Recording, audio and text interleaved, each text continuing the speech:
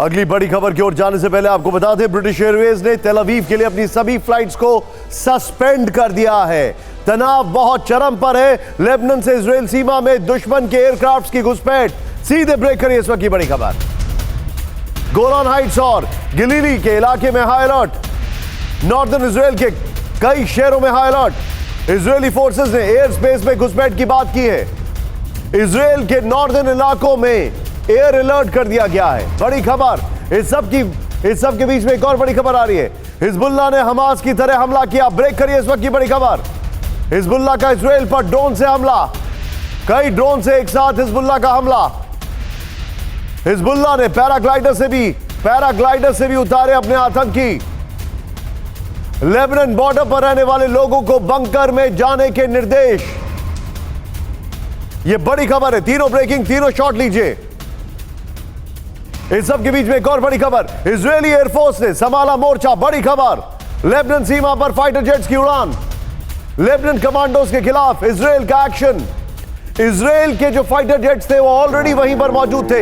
तीनों ब्रेकिंग लीजिए, तीनों शॉट लीजिए। सीधे चलिए, मनीष शाह मेरे साथ है लेबनान।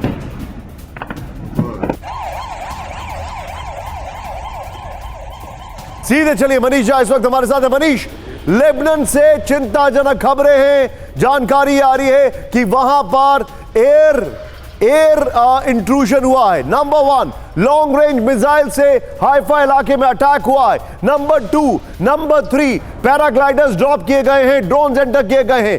क्या आप और आपके कैमरामैन अमित सेफ है? पहले तो ये बताइए।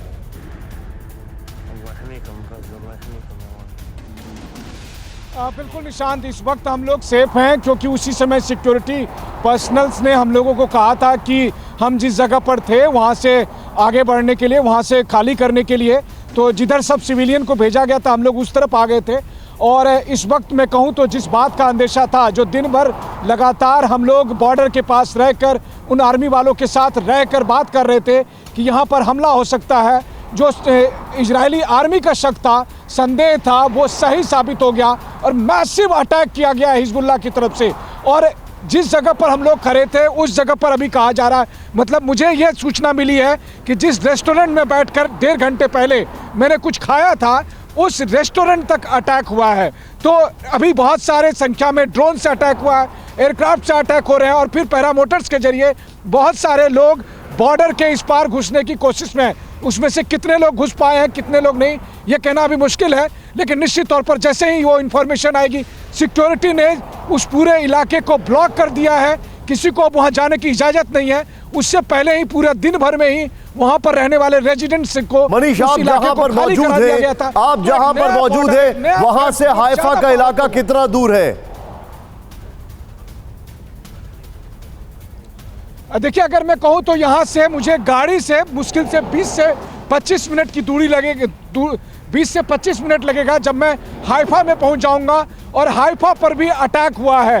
तो नदर्न बॉर्डर में, जो लेबनान के बॉर्डर और हाइफा के बीच में, मनीष मुझे एक चीज बताइए, इजरायल जो है, इजरायल ने लेबनान के बॉर्डर पर क्या तैनाती की है? क्योंकि ये अब छुट्टी का दिन नहीं है, इजरायल वॉर मोड में है।